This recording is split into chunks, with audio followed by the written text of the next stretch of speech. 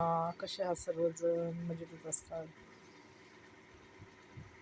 काय असं सांगू का, आयुष्यामध्ये ना एखादी व्यक्ती इतकी पोटतिडकीने काही गोष्टी सांगत असते, चांगल्या गोष्टी की ज्या पुढे जाऊन त्यांच्या जीवनामध्ये त्या फायद्याच्या ठरतील.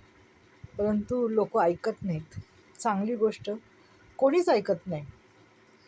मग कालांतराने त्याचे परिणाम त्यांना भोगावे लागतात, एवढं मात्र खरं आहे. मग जी सांगणारी व्यक्ती होती ना, ती मग काहीच बोलत नाही. ती शांतच बसते. कारण का, ती वेळ निघून गेलेली असते सांगण्याची, बोलण्याची. असंच असतं बघा ना तुम्ही. जेव्हा एखादी व्यक्ती ज्या वेळेस वेळेला फार महत्त्व आहे बरं का, हे शब्द माझे लक्षात ठेवा. वेळेला फार महत्त्व आहे. ज्या वेळेस जी व्यक्ती आपल्याला कुठलीही गोष्ट करू नका, करा, ह्याने तुमचा फायदा होईल, तुमच्या आयुष्यात तुम्ही यशस्वी होताल, तर माणूस काय करतं, ती गोष्ट पायदळीत उडवतं. म्हणतं काय मूर्ख आहे, आम्हाला काय शिकवती. आणि कालांतराने त्याचे वाईट परिणाम जेव्हा भोगावे लागतात, तेव्हा जी सतत सांगणारी व्यक्ती असते ना चांगलं, ती एकही शब्द बोलत नाही. कारण का, आता वेळ निघून गेलेली असते.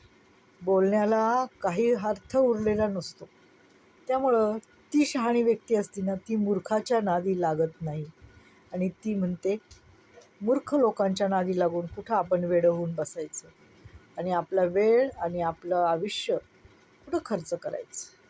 त्यामुळं त्यांना त्यांच्या हालमध्ये सोडून टाकायचं. वेळ असतानाच तुम्ही जर एखाद्याचं ऐकलं तर तुमचा फायदा आहे, सांगणाऱ्याचा काही फायदा नाही होणार. परंतु लोक काय करतात, वाईट सांगणाऱ्यांच्या नादी लागतात आणि मूर्ख लोकांच्या नादी लागतात, की ज्यांना जीवनात त्यांच्या काहीच अर्थ राहत नाही, अर्थ नसतो. त्या लोकांच्या कडं जाऊन आपलं शेअर करतात आणि त्यांना सांगतात आणि मग ते त्यांना वाईट सल्ला देतात आणि वाईट सल्ला त्यांना पटतो, पण चांगला सल्ला त्यांना पटत नाही. पुढं जाऊन त्यांचंच नुकसान होतं, एवढं मात्र खरं आहे. मी असे पुष्कळ लोक बघितले. त्यामुळं आपण ह्या भानगडीत पडत न सोडून टाकले. चांगलं बघा आणि वाईटही बघा.